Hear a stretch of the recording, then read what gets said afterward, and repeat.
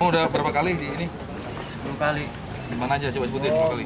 Di Paomannya 2 kali, di Paoman 3 kali, Saburai 2 kali, Palapa 4 kali, Sukarame Korpri 1 kali. Sukarame 10 kali. Jadi total 10. Itu kurun waktu berapa?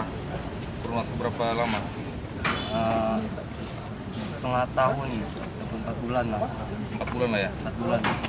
4 bulan segitu. Terus ini apa nih? Sebagai apa? Berapa?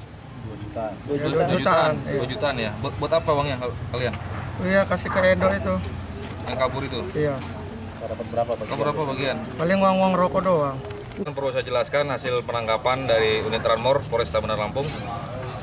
Kejadian berawal dari kemarin siang ya. Jadi kami monitor di media sosial ada salah satu orang yang akan menjualkan, salah satu orang diduga awalnya orang menjualkan salah satu kendaraan dengan harga yang tidak wajar, yaitu dari harga 2 juta sampai 3,5 juta. Kemudian dari pihak kami melakukan pemancingan dan membeli, pura-pura membeli di situ ya. Dari hasil tersebut pura-pura membeli, kemudian langsung ketemu di lapangan dan langsung identifikasi pelaku. Kita tangkap di daerah Panjang, kemudian dari pelaku diakuin bahwa hasil motor tersebut adalah hasil dari pencurian yang dilakukan oleh mereka berempat ya. 2 masih DPO kami ya. Jadi motor yang dijual itu adalah hasil dari TKP yang ada di Duren Payung di TKB ya, dengan harga 2 sampai 3,5 juta. Nah, kemudian dari pelaku kita kembangkan lagi. Tadi malam ditangkap pukul 10 sampai dengan dini hari pengembangan ternyata ada 10 TKP di kita. Ya, 10 TKP, 2 di Saburai, 3 di Pahoman, kemudian 4 di Panjang, 1 di Sukarame.